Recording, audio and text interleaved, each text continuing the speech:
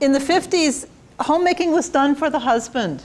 If you really look at it, and people go, no way. You know, you were supposed to do all these things, love waxing the floor and taking care of the children, and then, you know, coiffing your hair at 5 o'clock and putting on lipstick and being there for your husband. And like, nobody's doing that these days in that way, right? So why do it? Or what does it mean to do it? So I want to talk about homemaking in a post-feminist, postmodern world, you know, because that's who I am. Now, you know, some of you folks are maybe in a different space, but to come back to homemaking, bringing all of ourselves to that. This is, you know, this is 2005, and things have changed. And so what do we bring to homemaking? What's important, and how can we look at our home life? How can it be a platform that supports every member of the family? And that's really the possibility. So that's the exciting part of this, is that we can really look at it in that way. What I feel about homemaking is everybody needs a wife.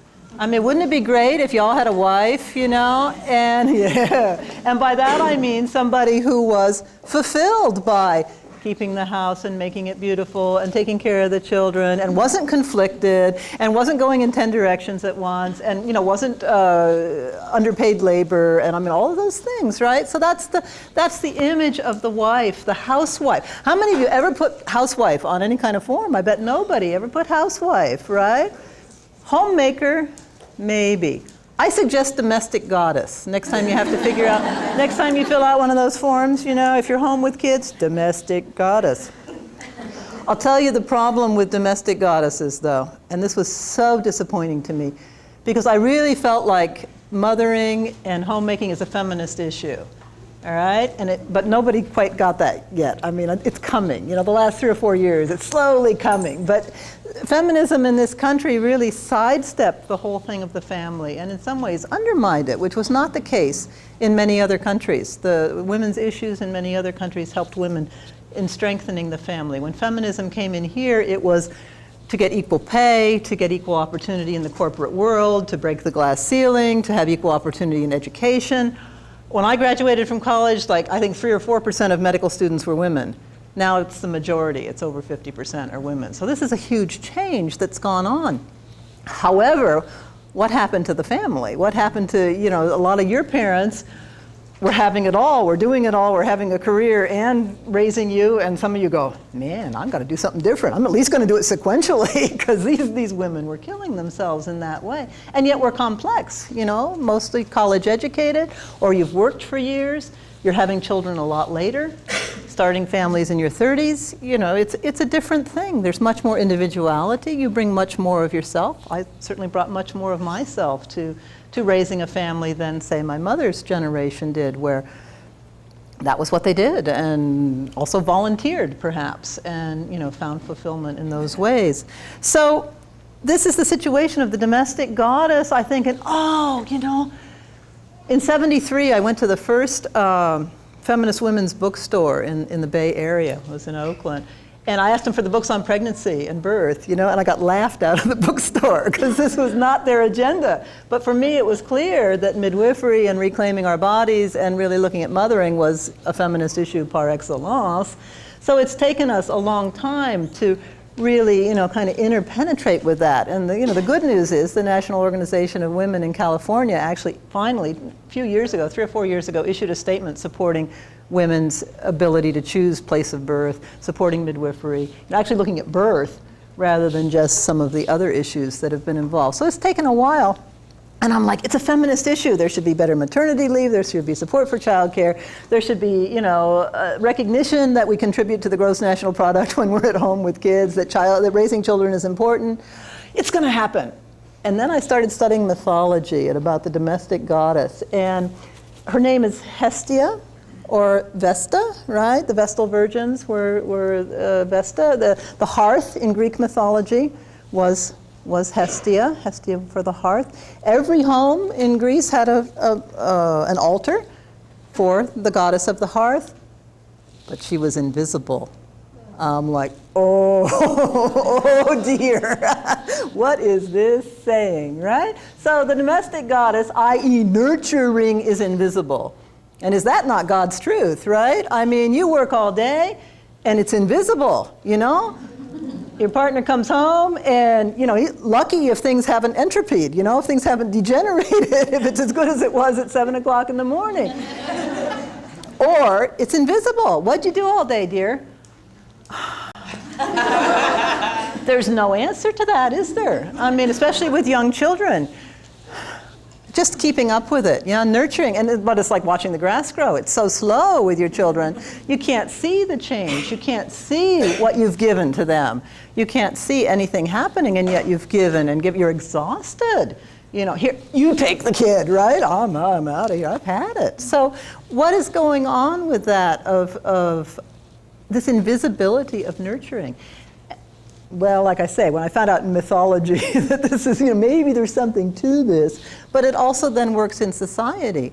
Our poorest paid care providers are daycare workers, care providers for the elderly, even teaching, you know, is compared to other professions. You know, the nurturing professions are undervalued, underpaid, and in this country especially, if you're not producing, there's no recognition of, you know, adequate maternity leave, adequate paternity leave, adequate care for the elderly, just starting to come in. So we have to look at the fact that homemaking is going against the current. It's against the grain. And it's not going to be recognized. I'm still wrestling with that one. But so where do we look then? And, you know, I think mothering is a feminist issue, and yet also so is fathering and so is parenting. So if I talk a lot about women, that's most of my audience, but dads, you know, you're totally capable of nurturing, but fathering is different than mothering. That's a whole nother talk. But creating the home, and I'm glad to see some couples here taking this session together, or buy the video and take it home to your partner, because looking at our family life together, looking at it together with your partner can be a real valuable experience. So one of the things is to really look at the complexities of modern life, to recognize that we're pulled in many different directions. I talked about, you know, our education and about individuality. You know, there's a way in which no one's expecting women just to stay in the home and to be fulfilled totally by that. And yet, we're pulled in so many different directions. And economically, today it's very hard to live on a one income. And so those of you who are home with children full time, there's certain sacrifices involved. You have to simplify. And it's something that we have to recognize, that, you know, what are the forces pulling against it in order then to come back to it. And what I want to say is there's no right and wrong answer. You know, if you're at home full time and you're going crazy, then consider working part-time, or consider doing something at home. Or, you know, I was home with the elders now. I have my 87-year-old mother and my 85-year-old mother-in-law, and I'm in the slow lane again, right? I mean, it's like being home with little kids. It's like, well, on the one hand, it's wonderful. You know, I get a lot of chance to breathe, and I'm more into a contemplative phase of my life. But on the other hand, it's like, I went out and got a master's in gerontology while I was doing this, right? Because I know that about myself. I had to keep my mind engaged, or I was going to be in big trouble. So I saw, this was when I was in Sacramento, I saw a little ad that said, you know, 1 night a week forever and you can get a master's in gerontology at Sac State. I said, oh, that's for me, you know? So I encourage you with young children to, again, look at look at the Waldorf approach, study something, take the Lifeways course, find meaning, because meaning is really what's going to feed you, what's going to nourish you.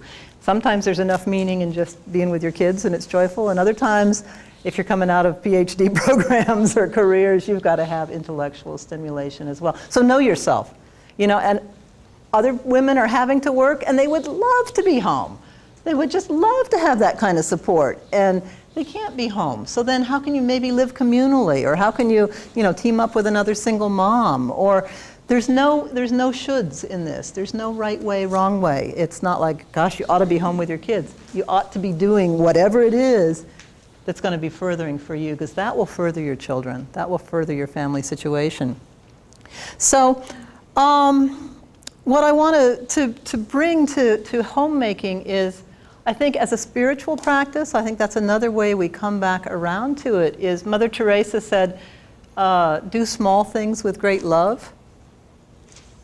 That's something about homemaking. And I find that's one of the really valuable things about, what I got from Waldorf education and Steiner's approach is that beauty matters, the aesthetics matter, what we create around us, that doing small things with attention really does have an effect, setting a table in a certain way. These things have an effect that can be nourishing to us if we bring our consciousness to it. And one of the great resources for that is Shea Darian's work. Many of you were here when she was here several years ago. 7 Times the Sun is her book, or Home is Sanctuary, I forget the exact type. Sanctuaries of Childhood. These ideas of how can we bring our consciousness, how can we bring our awareness to what we're doing. And that is also the beauty of the Lifeways approach, which is to take life as the curriculum with the young child. It's not get through the housework so you can do puzzles with your kid or have quality time that's XYZ, right? It's how can we really recognize that for a young child, folding laundry is magical. The smell, the touch, the eye-hand coordination, the crossing the midline. I mean, to recognize all these things. And I can still remember, being 3 years old and folding something with my older sister and how big the sheets, every time I fold a sheet, I still think about it. I feel like I'm 3 years old, how am I going to get this sheet to fold? But, to recognize that homemaking, creating the home, the activities of daily life, that we call them the living arts, are it. And they are what your children need, is to be involved in those. Not, dictatorial, all right, you do the dishes, or not, okay, I'm going to do the dishes so that then I can play with you. It's, we're doing this together so that you learn and you feel and you experience, and I can see through your eyes what fun it is to do the dishes, because I don't feel that way, so I'm going to be with you on this. And then in your play, then we'll see how that is acted out, how that is transformed through play with their own child-sized things. And dads as well, fixing the plumbing, whatever you're doing, washing a bicycle, any of you. This is not a, not a sexist thing of, one sex is doing it, the other's not. Any real work that we do with our children, the key is involving them, but being conscious. What is our movement like? And this was the thing when I was an early childhood teacher. I learned about gesture, I took all the attention, I swept, I did these things. And my daughter was with me for 3 years, my youngest, because I took her with me in the preschool and the kid. And then one time I'm home, and I'm stirring the thing, I'm throwing the food together, and there's tears running down her cheeks, and I go, uh-oh, what's the matter? You're moving so fast. That's like, oh. That awareness, that they take it in so deeply. It nourishes them, or it's slapdash. And so when we bring our awareness to that, which I had done in the preschool, and I had, nourished her in that way, and then, man, I'm slinging hash, I'm putting the thing together, I got to get dinner on the table in 10 minutes.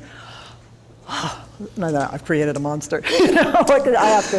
But we have to acknowledge that these things matter. And when we recognize that they matter, and that it's the first time for children, that's what's so exciting. The first time they've made something, they've done something, and if they can do it again and again in the same way, then they learn it in their bodies. So that's about why homemaking and how homemaking can be, revived in a post-feminist world. And it's Zen saying, before enlightenment, chopping wood and carrying water. After enlightenment, chopping wood and carrying water. It doesn't go away, all right? But the difference is the awareness that you bring to it. And it's not, again, something to get out of the way. It's not something that you do slapdash, but can you bring your awareness to that? And young children give you that possibility. This is important that I do it with awareness. So what we're going to do next here is look at home life. This is my little kindergarten drawing here. I don't know, some of you can't see it, but it's these are 4 lenses: the physical, the rhythmical, the emotional, and the spiritual. So a little mnemonic here of where we're going to go with looking at your home life. Because this is a really practical session. And this particular view I first learned from Bons Voers. She was the editor of Lifeways, the book. And this was a keynote she gave, and I thought, whoa, this is so important, so I want to give her the credit, and yet I've adapted it for for today and looking at our home life. So what I'm going to encourage you to do is on each one of these levels, look at your home life. Like you were an observer from another planet sometimes, a sociological observer. Sometimes I feel like that. Boy, do I feel like a sociological observer from another planet. What's it like? And then there's going to be a lot of stuff. And again, there's no shoulds. It's not like, oh my God, I have to have a model home. No, see what jumps off the page at you. Like, what's your frontier area? What's the one thing that's just not working? One thing that's just chaos or that drives you crazy. That's the one thing to take away. Or, and then after you handle that, maybe two things. And then do this again in 6 months. Do it again in a year. Take a picture of your home life, because it will change as your children age. Absolutely, and it will change as you change as well. So we'll start by looking at the physical level. What's it like approaching your house? Yeah? Can you find the door? Is there a path? Is there a bunch of junk? Just what's it like? Is it welcoming? What's the gesture of your home from the outside? And again, no right and wrong way. Do you have to go through an intricate bunch of fences? Is it wide open? Is it through the driveway? Do you come in through the garage? How do you enter your home? And does anybody ever use the front door? These are questions of home usage as well. I discovered that nobody ever used the front door in houses I lived in, so I would always make that into something else. Right now, we changed the whole entryway into a bathroom in our house. We rebuilt the whole thing. We said, this entryway is ridiculous. So we made it into a room. So, usage. How is your home used? Is there a mudroom? California, not so much. Those of you from the East, that's important that you've got a place for the shoes and the galoshes and all that kind of stuff. So, yeah, what's the gesture? How do people enter? What's that like? Then thinking about, what's most important in your home? Is there a center? Is there a hearth? It could be, it could be a fireplace area or a stove that everybody gathers around. Might be the dining room table.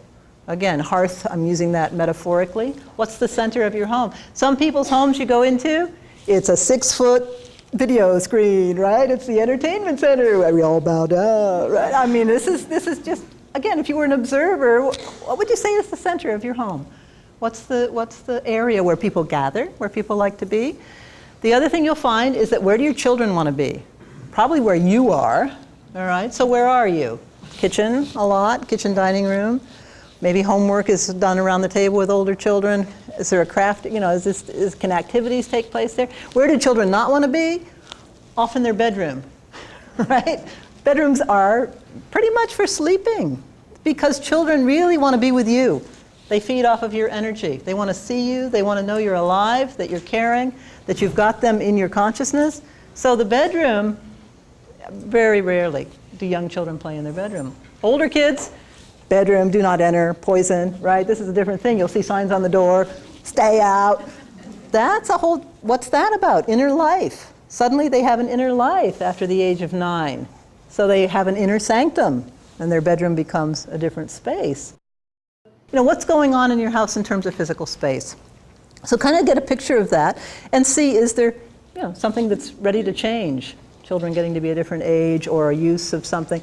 Offices, I'm a writer, and I run informed family life and all this stuff. And as my children got older, one would leave home, and we'd give a little bit of grace period, the bedroom, but after a while boom, I take it over as an office, I ended up with 4 offices. So that my whole house was like, we can tell what's important to this lady, right? Moving papers around and doing that. It was just a picture. This was what my house was all about at a certain phase in my life. So what's your house all about? Then looking at the outdoors, especially with little children, is there a safe, fenced area where they can go in and out by themselves? Makes all the difference in the world. If you're in an apartment and you're upstairs, all I can say is move downstairs. It will be worth the hassle to have any kind of yard, any kind of fenced area, even if it's only 10 by 10 for a young child, to be able to come in and out on their own. If you're lucky enough to have a whole yard, is it safe? Can they do the door by themselves? Is there play equipment? And if you're really lucky, make it into magical things. Make a little hill that your 2-year-old can run down. Make a little secret place behind the bushes. Make a little, pond. Have your sandbox, covered from the cat, of course. But, have these different areas. The geodesic dome climbing frame is just the best toy in the world because it just fits all the way up through age 5, 6. They'll play rocket ship on it. They'll get their large motor development. So think about your outside. Does it work? Yeah? Is there any way you could improve it given the ages of your children and so forth? Then moving on to the next level of your home. I guess back at the physical, it's something always under construction. Sometimes, we have handy people or remodeling. Is that always in chaos? Is there any way you could actually finish one thing and get it done, or something that's been just right up there, almost done? Is there any way you could finish that? It's a total different feeling when you get, things in order. And then about cleaning, sometimes, there were times when I had money and no time, I would hire somebody. There were times when I had no time and no money, I would do it myself. Or get my, how are chores divided up? How is the homemaking divided up between the two of you and also with the children? So looking at the physical level and at chores.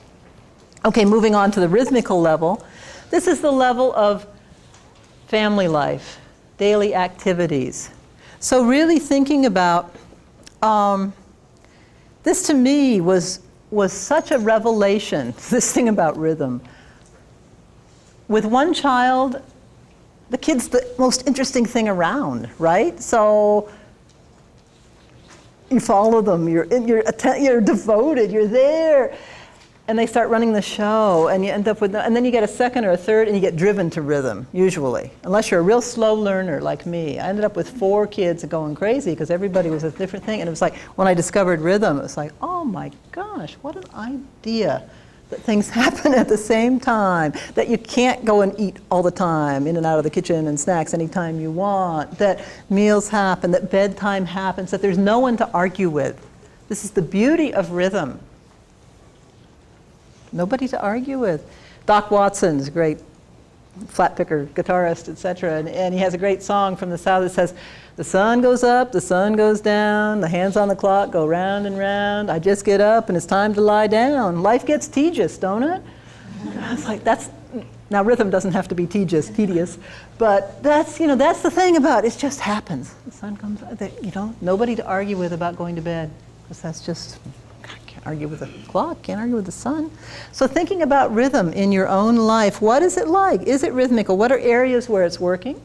What are areas where it's not working? And we'll have some question and answer at the end. So, jot down, boy, I wonder what other people would say about, this area. Bedtime is not working at my house. Breakfast is not working.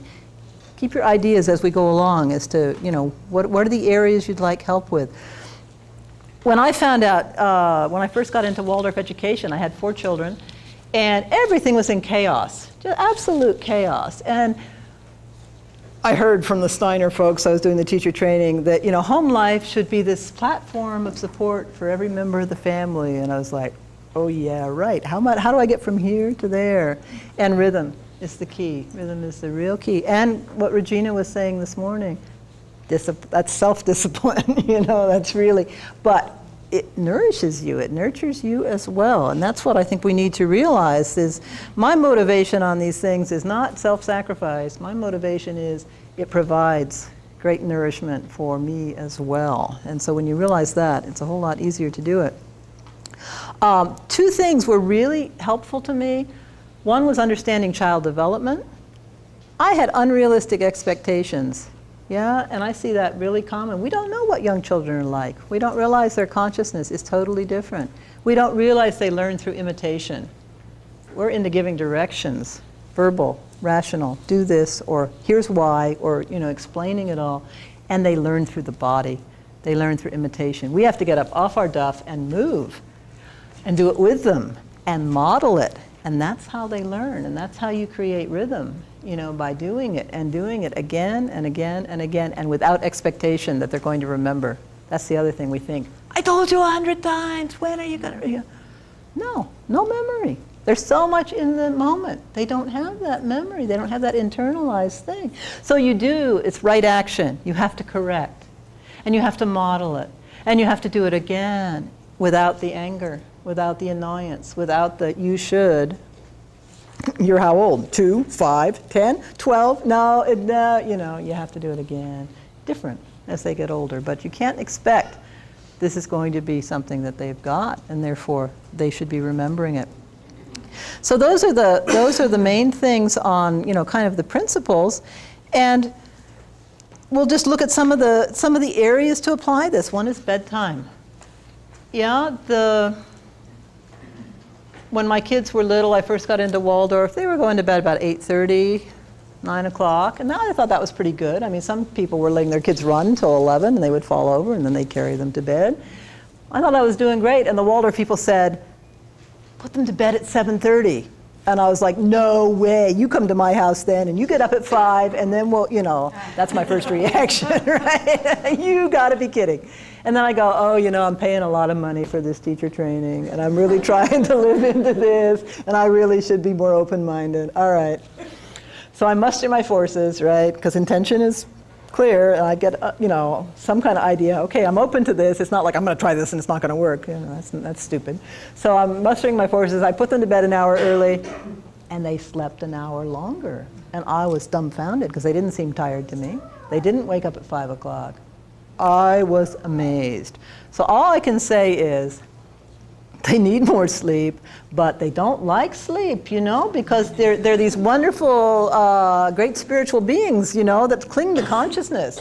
So if you wait for sleep to be child-directed, that's never going to happen. 11 o'clock, you know, they'll outlive you. They'll be running around while you're lying there, you know, snoring. So we have to provide that to say, this is the time for digestion. This is the time for rest. This is the time for sleep. And if you put your children to bed at an early age, then you suddenly have an evening. You have time for adult conversation. You have time for each other, which is important because otherwise you end up single parents. No fun, right? So you have to have time for your relationship. And, you know, it is tricky with children of different ages because it can go on for hours, the little ones and then the middle ones and then you're tucking the older ones in. But it's very important. So I just recommend that you know, kind of take this not on faith but on experiment and get a routine. You know, the bedtime, the candle, and the song, and the prayer, and the, you know, and what are you doing going into bedtime? If you're roughhousing, probably not going to work. You need to calm down after dinner. And if, you know, Dad doesn't get home till 7:30, then, like she said, maybe things are going to start later, and you'll have a longer nap or something. There's no right and wrong way to do this. You have to look at your family situation, the dynamics, who's home when. Maybe you feed the children first at 5:30 and then do dessert together at 7:30. There's, you know, you got to work with what's given, but having it regular. So bedtimes make a huge difference. And then if you have a babysitter, the child is held by the rhythm. The sitter can do the same kinds of things, and your children won't miss you as much. You know, there's something to do. There's something to hold the child when that's going on. The other thing is to look at difficult times. For me, it was the mornings. And I don't know if Regina's this morning, she was up wide awake, and I'm like, you know, my family said, don't talk to Rahima in the mornings. She does, we're at the dorms together. I don't do mornings. Finally, my family said, you know, stay out of the kitchen. It's like, oh, thank you. So, you know, all of us are not built the same. Some of us, you know, slower starting. If you're a slow starter, you might have to get up earlier. You think you need more sleep, you probably need to get up earlier, 20 minutes, half hour earlier to be more awake, to be ahead of your family in the morning. And then can you sleep in on Saturday? Can that be the day that Dad does waffles with the kids and you get to have 2 or 3 more hours? You know, what are the ways that you can really work on this together with your partner? Yeah, the other thing that was so hard for my family about mornings was getting clothes together and everybody having all the pieces and making choices. Children don't make good choices in the morning either. So choices at night. What are you going to wear tomorrow? Is it appropriate? You can't depend on children for temperature control because they're not in their limbs. You know, they're really not cold, but you wouldn't go out dressed like that. You know, they're not feeling the coldness. So young children, keeping them a little bit on the warm side so that they're not so deeply incarnated into their bodies. So setting out appropriate, temperature appropriate clothes, not the bathing suit in January, which my daughter was very fond of. No, we have to, you know, have to be dressed in this way. So I would lay out all the snowsuits and the boots and the mittens, and all they had to do was just jump into them this way, right? And they would wear their long johns to bed, clean ones at night, so we didn't have to deal with that. Now California, a whole different story. But look at what your situation is, and how can you make it smooth? If you're going to daycare, you're going to school, you're going to work, what can help you get out the door without the hassle? Because boy, hassle, who needs it? You need things to flow smoothly. So what are mornings like? And I found that when I offered my children fewer choices, the din subsided. It's a thing in Steiner to not offer children so many choices. And this is like un-American, right? I mean, we really feel like, oh, these poor little children, there's so many areas of their lives where, they get shuttled around, and if they could just decide what they want in certain areas. But, we give them so many choices, and if we get them into their likes and dislikes so much, then we pay for it later on. And Steiner said where you really pay for it is then later in thinking, dogmatic thinking, based on, prejudice, based on inner whatever, rather than free thinking. So this was a crazy idea to me. I had to try that one on, of fewer choices. And again, it's not like you never give them choices, but you wearing your blue pants or your red pants tomorrow, and we'll put them out tonight. Yeah, fine, but it's not like everything's a big issue. What do you want to play? What do you want for breakfast? You want a disaster? That's one. No, here's breakfast. Here's what we do. That you're providing this for the family, and your children will then fall into line and feel secure. So these are just huge clues.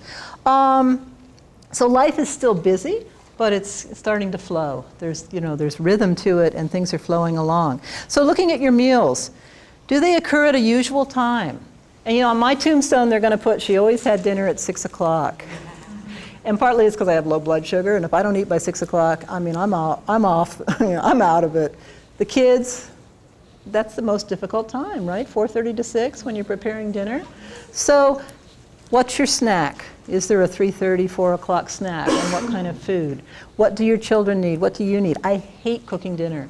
So I usually do it in the morning, prepare the casserole or do something, get it all ready. So otherwise, we're likely not to have a good dinner. We'll throw it together. I'm the original fast food cook, 10 minutes, boom, there it is. So if I want to do something sooner, I do it in the morning when I'm into cooking. I can read the recipe, I'm into that. So know yourself, know what's going to help you get dinner on the table. And the big payoff on this, this idea of family dinner once or twice a week. Ridiculous, a family dinner every night, And what is the coolest thing is that when you get teenagers, they know if they're not home by 6 o'clock, they need to call, because there's a big missing space right there. Everybody's going to notice, everybody's going to be worried, everybody's going to, have made too much food, why didn't you call? They know that they are noticed, missed, etc. So they'll call. And the funny thing is, as they got older, went away to college, etc., they'd often call different time zones right at 6 o'clock, and they would never do this because they know it's dinner time, but they go, oh, I forgot, it was a different time, They're thinking of mom, right? I built this in so much. At 6 o'clock, you think of your mother, right? Your mother knows. And boy, it never failed when the phone rang. It was one of the kids, just thinking of you. Ah, cool, We're having dinner right now. We talked to him. So these are the things that you build in, and they make children feel secure. They make it feel like I matter. The other thing that I did that was just brilliant was there was a period where I we decided who would set the table the night before for breakfast. And so, we put in the crock pot with oatmeal, we set out the cereal, we had all the plates, and then everybody was on a different time schedule. The high school student ate at 6:45 to catch the bus, my husband and the kid, and then this one. But everybody felt held by the family. So even if I'd done it the night before, I thought, oh, somebody loves me, look at that. It was me, I'd done it, but But the feeling was like, I am held by this. And then a child could do it. They could choose the flowers, or they could choose the centerpiece. They would choose what napkins. And so are your children involved in meals? Are there little chores that they do? Setting the table. Does everyone clear their plate? Yeah? Do you have chores? One would do the pots and pans, one would do the countertops, one would do... That was the saddest thing about losing my kids. Was you losing the workforce, you know? Oh, there are not enough kids to rake the leaves. There's not enough kids to do the dishes. Oh my gosh, you know? Build that into your family because and teach them to cook. Yeah, my kids cooked 1 day a week from teenager, 12 on, you know? We'd plan it ahead and they'd cook, so they all know how to cook because they were responsible 1 day a week. Build these things in with the 3-year-old putting the napkins on or choosing the flowers. And what are meal times like? When I first got into Waldorf, I had one of the Waldorf teachers, you know, come to my house, which is really risky, right? You know, what do you see? And so we had her for dinner. And what she saw was people were popping up like yo-yos. We forgot the soy sauce. Somebody didn't, somebody's neck, you know, it was just this level of chaos. And I went, So then, again, being smarter, we'll take inventory before we sit down. Do we have everything? Okay. And then we'd have one person, only one person will get up and get something if we've forgotten it. And if you leave, if you're done, you leave the room. So many families, the child is crawling around under the chairs, on top of the table, bugging the sister, whatever it is. No, this is a meal. You ask to be excused. So, right, this is, again, is the meal over, you know, or does it just degenerate? So, you know, can we have a closure to the meal?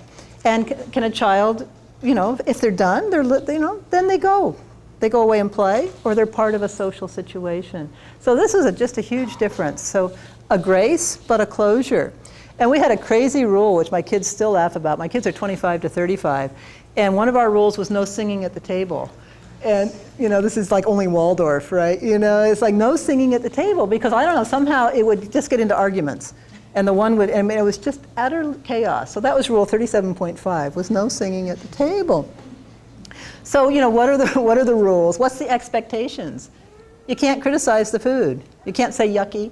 You know, you don't have to have something you don't like. You don't, you know, we're not the clean plate club, but you can't make negative comments. This is wonderful food, and people have worked, you know, hard to get it there. The cook, the growers, the whatever. This is dinner, and you don't get extra snacks, or I mean, so what are your expectations? Make clear on, you know, is there a snack after? What's expected? And yes, there are ramifications, you know, the clean plate club, and we all end up obese, so maybe we don't want to do that, but on the other hand, we don't want lack of nutrition. On the other hand, don't put so much attention into it. You create problems, right?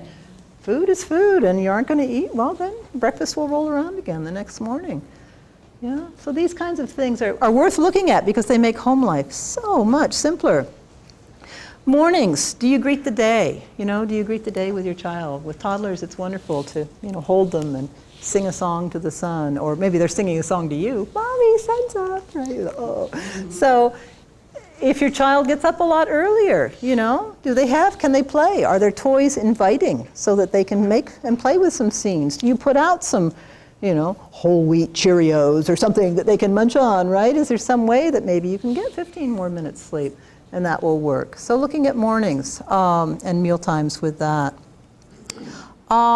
Looking at the rhythms of the day. If you're at home the whole day with your child, what's the breathing like? Yeah, outside play and a inside quiet time. If you pick them up from preschool, then what do they need? You know, for lunch, or what do they need? A rest time afterwards? I really recommend a rest time. Again, children, you know, oh man, my kids aren't going to nap. In a lot of Waldorf programs, they actually fall asleep.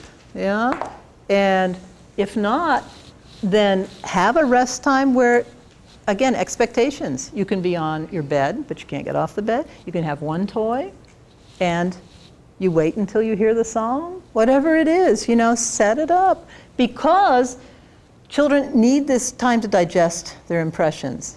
And you get 45 minutes of free time to read, to sleep, to whatever it is that you as the at-home parent need. So a regular rest time, yeah, with your 3-year-old, your 5-year-old, it can go up to 7 or 8 even. And again, they're not going to sleep at that age, but that they have a quiet time for coloring or for, you know, a reading time. Yes, you can do XYZ, but you can't call unless the house is burning down. I'm not going to come. You know, real clear on a rest time and why. And then, Yeah? You're doing them a favor, you're doing yourself a favor. What else? The rhythm of the week.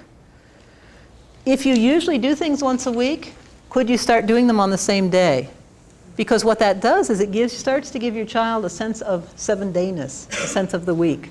So if you tend to go to the park once a week, do it every Wednesday. If you go to your mom's house, maybe every Monday. Grocery shopping. Well, what if that were on Tuesdays? All right, this kind of rhythm was built into life. You know, today we brew, tomorrow we bake, that kind of thing. No, or yeah, just the nursery rhymes about washing on one day and ironing on the next, etc. But it does a favor to your child because they start to feel held by the rhythm of the week. Does your week have a rhythm? Is there a Sabbath? Is there a holy day? Are there church or synagogue or mosque activities that you go to? Or is it just something in nature? Or is it nothing? Is there something you want to be doing and you haven't quite gotten it together? What are weekends like? Yeah, as I say, can there be a Saturday morning waffle ritual or something like that? Looking at your week. The other thing is to look at the year. What's the breathing of the year? What are the festivals? How do you celebrate birthdays? What are you creating that is the rhythm for your children? Because they'll remember that. Yeah? They'll really live into, this is how our family did it. This is what we do. So looking at the festivals, that's another rhythm to look at. I like to ask people, what are your favorite holidays? And what are your least favorite? And take the least favorite one and say, how can I change that this year? You know, what can I do differently? Maybe we won't go visiting over at Aunt so-and-so's where there's 10, and oh my gosh. Maybe we'll do something, you know, how can we make that different? How can the children be more involved in a celebration? Maybe Christmas has become so commercial. How can we make our own gifts this year? Or have an Advent garden to have it be more meaningful? What is it that you don't like around a festival? How can you change that? Moving on to the emotional level. This is really the soul level. Those of you who were in the class on anthroposophy the other day, we're actually looking at the 4, physical, etheric, astral, and ego, but we're calling them something different, right? Physical, rhythmical, which is the time element, the element of rhythm. Emotional, which is the soul life, the tone, the emotional tone, the color of your family life. If your kids were to be asked as adults, and this is what's fun about having adult children, you get all this feedback, right? What worked, what didn't work, what it was like. What would they say about what family life was like? You know, there was a point where my kids would say, they're always going to meetings. Yeah, that was pretty much the tone. You know, we were both Waldorf teachers for a while. That was a disaster because there were so many meetings. I had to drop back and I did an in-home program because we were never home.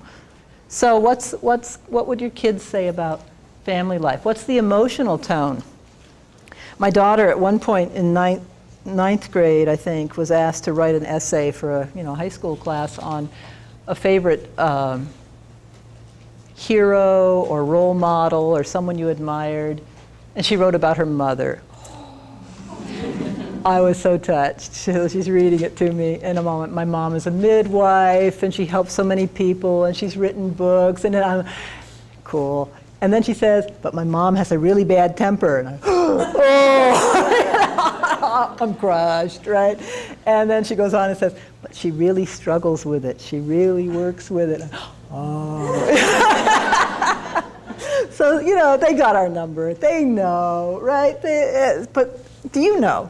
So what's going on in your life? How is anger dealt with? Is that something that's, you can't express it, it's under the table? Or is it all self-expression and life is, right out there, chaotic? What about respect? What about affection? Are people affectionate, loving? How were you and your husband both raised? Talk about what your childhoods were like. What are your ideas about parenting? What are you doing differently? What are you doing in reaction to how you were raised? What are you doing the same? Communicate about those things because, you may not be on the same page and you've never really talked about why or where things are coming from. So what's the emotional tone? And this is really the quality of relationships. What are the quality of the relationships in your family life? And this has to do, first, your relationship to yourself. Yeah?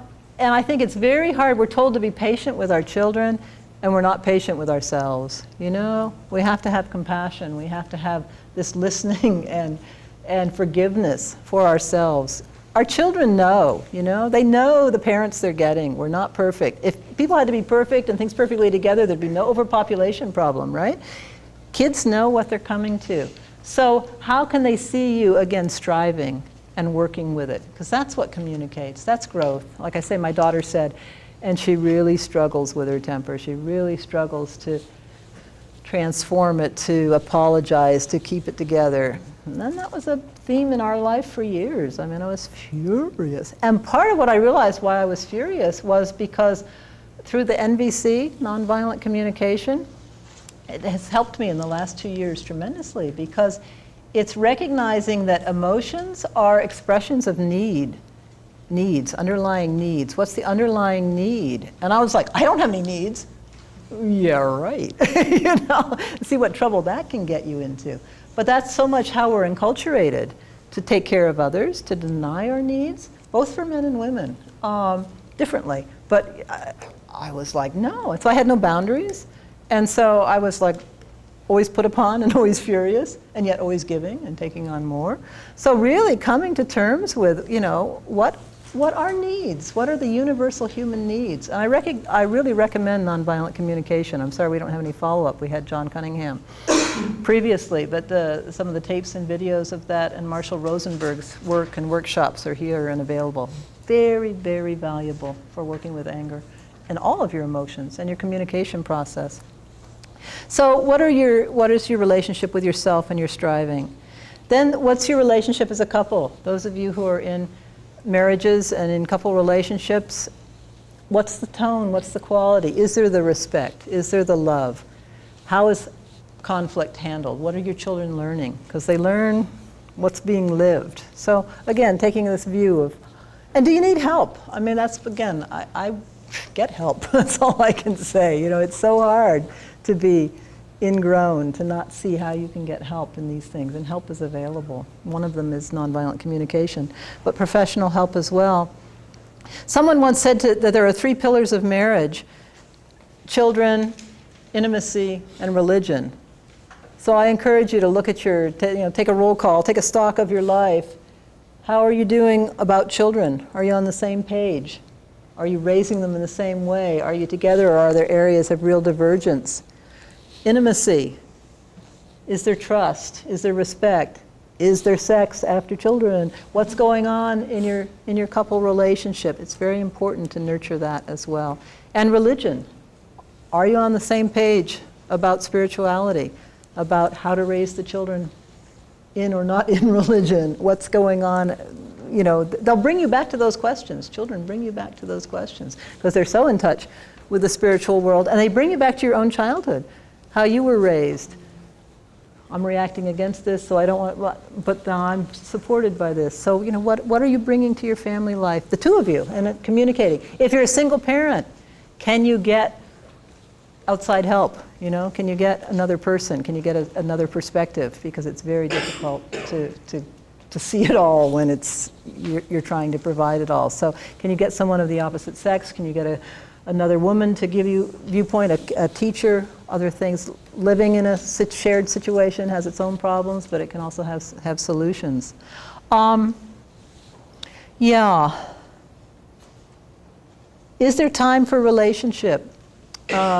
George Wooten was a good friend and a wonderful pediatrician. He had 11 kids, I think, maybe even 12. He said we always had family meeting.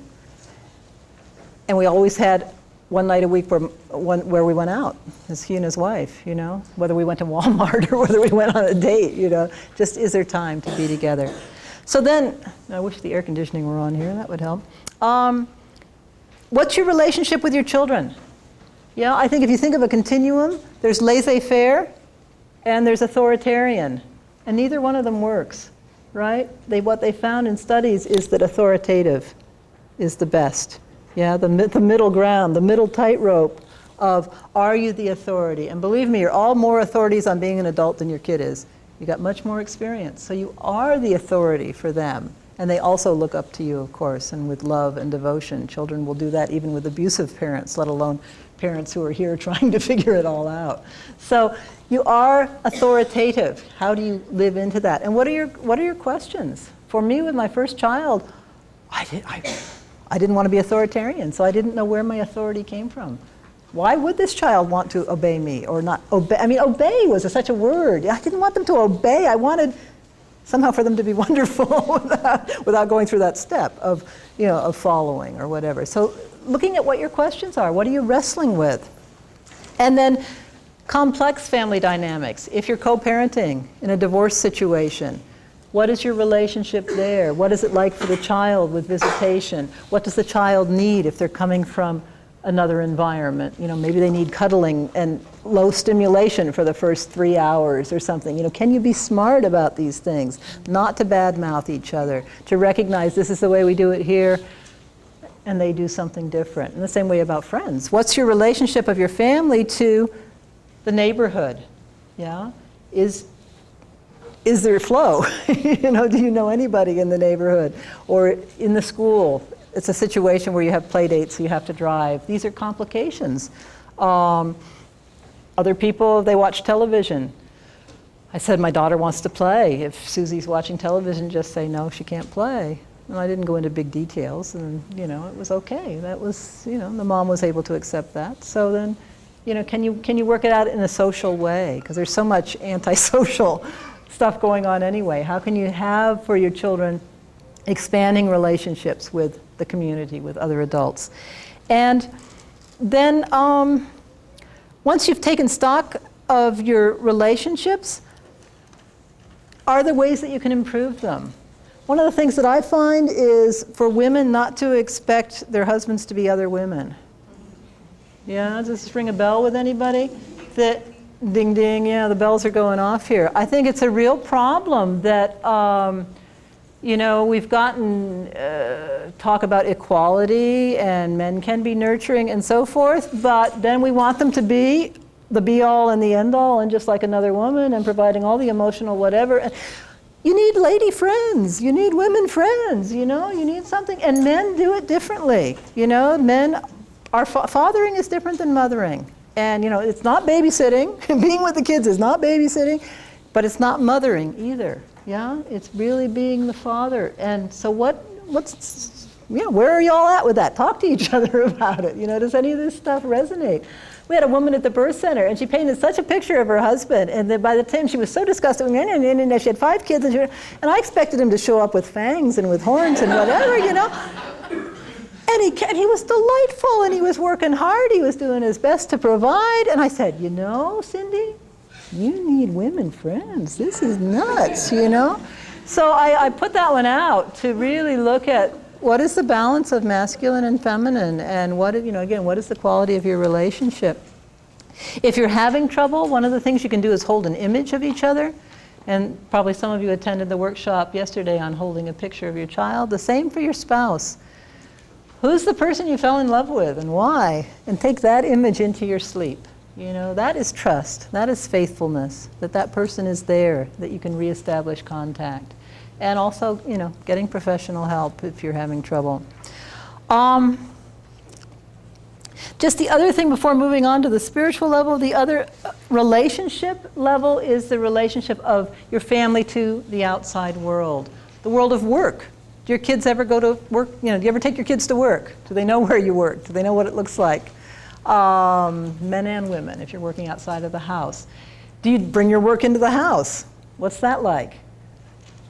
Overwhelming, or are there boundaries? Do you work at home? Sometimes I've worked at home, and sometimes I moved the office out of the house and rented a place because I couldn't maintain any kind of boundaries. So it's accordion. It's this balance. And now, of course, with all the computers and Palm Pilots and so forth, it's possible to work 24/7. So what are you doing, and what are you doing as a couple? What do your children think about what you're doing? Are they plugged into the outer world? And friends. It's very hard to get together with friends. Yeah, so can you create venues where the kids can play and you can have adult conversation, companionship, maybe at a park, or maybe, or get babysitters and go to a restaurant with another couple. When was the last time you did something like that? So these things are important for the health of your family. And again, just to look at taking stock. Is this an area where it's cool, or boy, it would just make a huge difference in my life if I had X, Y, Z. Looking at the spiritual level, this is the level of family values. And I was kind of a, radical California, Bay Area, whatever, 60s person. And to find myself into family values just makes me laugh, because I'm really into family values. And that's where we all meet, is it not? Which is to say these things matter, this stuff matters for the children. Because you are living out your family values willy-nilly. So you might as well make them conscious. And again, as a couple, talk about this with your partner. What's our mission statement? What are we doing? What are we trying to do? What's important to us? How would we like our children to be? Yeah? I mean, if you have a gifted child and you want them fast track and da-da-da-da, or do you want them balanced? Do you value balance? Which is, of course, more the Waldorf road. But these are different things, Different things fit different people. I valued balance. Now my kids ending up value balance. Funny thing about that, they really do take in your values.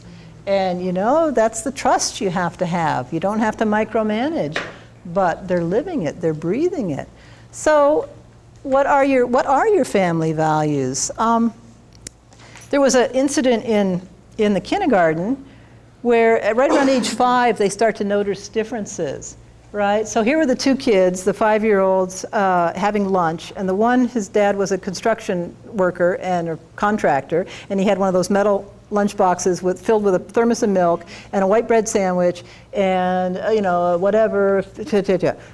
The other one had his little brown bag with a tofu and sprout sandwich on whole wheat bread and soy milk, and, and they're noticing that this is not quite the same world, right? And so they say to my assistant, and I was standing over on the side, but they say to her, my mom says milk makes you have strong bones and makes you healthy. And the other one says, my mom says milk gives you mucus. And they turned to her and said together, who's right? Whoa, right? And I'm watching like, whoa. And she was inspired. She said, your mother's right. And they both went, and they went back to eating, and they could live with that. See, they can live with cognitive dissonance, because their mothers are both right, and that's the truth, right? Your mother is right, your father is right. So I encourage you to, really know that. You are right. You are not the total rightness for the world, but this is it for you, and they love that.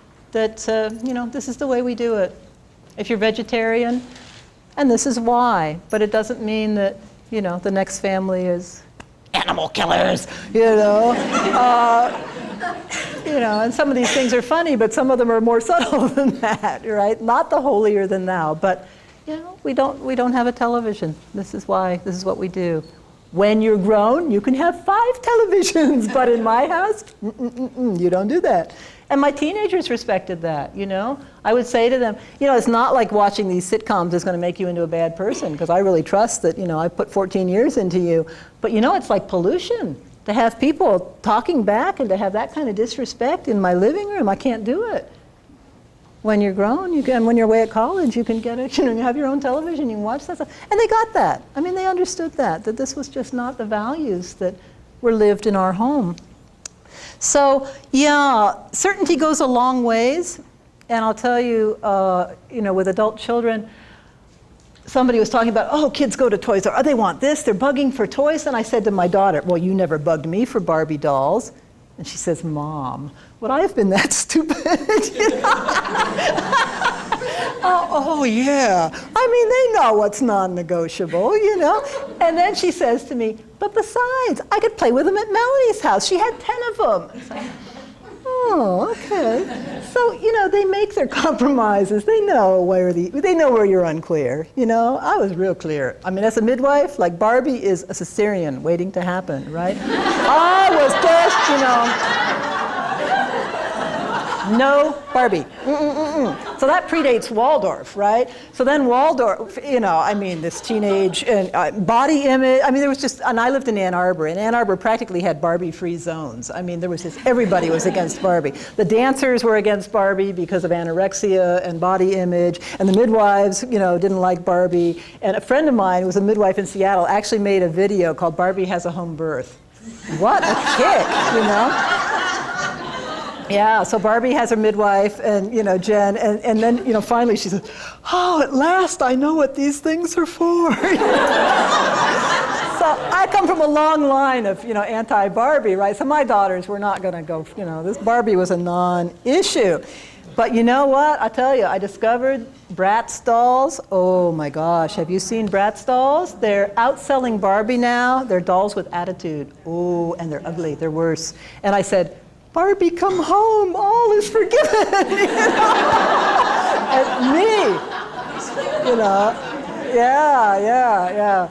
And the other funny Barbie thing was, we lived here in Fair Oaks for 5 years, and my husband, in his midlife crisis, he got a little red Miata, right, And I said, great, better than a mistress, go for this red Miata, right?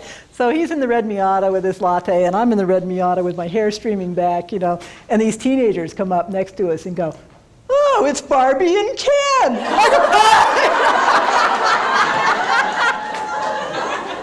I was appalled. I was absolutely appalled. I would not go out with him again. His friend Miata. Oh, Lordy. But Barbie, Bratz dolls, if you don't know about them, look in the Toys R Us catalog. Horrendous. It's really worse. And they're outselling Barbie. Oh. So anyway, be clear. Be clear. The moral of this story is be clear on your values. Your kids will not argue except where you're not clear. So realize that different things are appropriate for different age children. That was just such a revelation to me. We were the one size fits all, Fairness. We thought fairness meant everybody got the same stuff. So I can't tell you the horrendous things we did before we got into Waldorf and realized that children weren't the same, My husband, he was of the generation where he was brought up going to the movies every Sunday, 25 cents, you went to the one movie theater, right, regardless of what was playing. So he has no discrimination and no taste in movies, right, just goes to movies. And so he would take all the children to the movies, right? All the same children to all the same movie. Well, come to find out, one of them was 4. My daughter, when she was 4, she saw Grease, right? She thought high school was going to be like Grease her whole life. Can you imagine thinking that high school is going to be like the 50s in Greece? Oh, dear. So, I have to share the mistakes that we made with you just because, we all make mistakes. So know that movies impact children differently than adults and different age children. And work with expectation. When you're older, you can get your ears pierced or go to the James Bond series at the whatever, or, and certainly the bottom line keeps lowering, and there are some of these things where, you have to compromise. But it's important to know what your values are. And as you get older, and my daughter said at 16, she said, I don't want to be 17.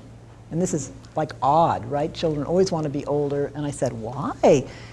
And she said, increased age means increased responsibility. And I went, whoa, she got it, like, what a thing. And that was unconscious to me, but that was what I had been living, we had been living. Increased age means increased responsibility. Well, she was happy to be a little kid, to be a child. She was seeing the adult world out there at 18 or whenever, going away to college. So they get it, they get it, even if you're not. I never would have formulated it that way, but isn't that what we want our children to learn? Increased age means increased responsibility every year. So when you get into the teenage, first you have the curfew, and then they set their own curfew, and then they call you if they're not going to be back by a certain time, things expand, but you still know where they are and what they're doing because that's a courtesy to you, that you're not dying of worry. So choose your battles, and that's the other one. What's important and what's not important? My youngest said, I was the rebellious one. And I go, okay, like she was rebellious. You all should be so lucky. That's how rebellious she was.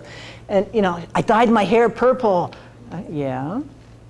That was a non-issue to me, It was okay. I said, you want me to pay for your senior photos? It's going to be natural hair color. You want it purple? You pay for your own. It was natural for the senior photos. But, if it was purple, it was purple. So these are things where, you realize what's worth fighting for and what's not. She got a belly button piercing. Well, it's growing close now. I mean, these are, she was sober, she had to rebel. I was lucky, where her rebellion went. She was good. She was a good student. She, etc. So watch what your things are. But with my son, he hated violin lessons. The first thing that was difficult for him. He's very brilliant. He couldn't do this finger thing. And I hate violin. I hate kid violin. It just screeches me right out of my brain. And we were both hating violin. And I said, no, you can't quit. You got to hang with it till June. Then you can take up the drums or, the clarinet or whatever. But this is the first difficult thing you've encountered. You have to do this. And I had to kind of dig in my heels because I had this sense there was what was going on wasn't about the violin. My kids all got done with violin. I donated the violins to the school. They thought another crazy parent. Said, no, take them, they're yours. But this is Waldorf, right? I had 3 kids go through violin. I hated it. But it's important to know what's the lesson, not to give up the first time something's difficult. That was important for him.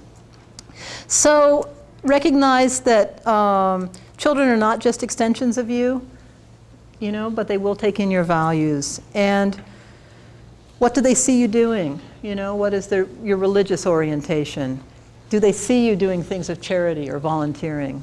And for myself, I remember my mother, putting the dollar in the Salvation Army pot, That's easy for me to do because I have that picture and I do it in honor of my mother. So these things, whatever they see you doing, whatever they see you living, that's what lives on in them. Think of those things from your own childhood. And so what do they see you do? Do they see you reading? Do they see you exercising? Do they, and again, we can't be all things to all people, but just to think about that, that's the values that they're going to have. So what's their relationship to nature? What's their relationship to their bodies? And what's their relationship to God, to religion? And again, asking them. If they ask questions, ask them, well, what are you feeling? What do you know? Because they know a lot. They really bring a lot to us. So the thing I want to leave us with, and then we'll open it up to questions, is, the house wasn't built in a day. And this is not about, the perfect homemaker. This is about just from time to time, every 6 months, every year, pull out this little picture and say, well, what's our home life like now? What's the emotional tone? What's the use of space?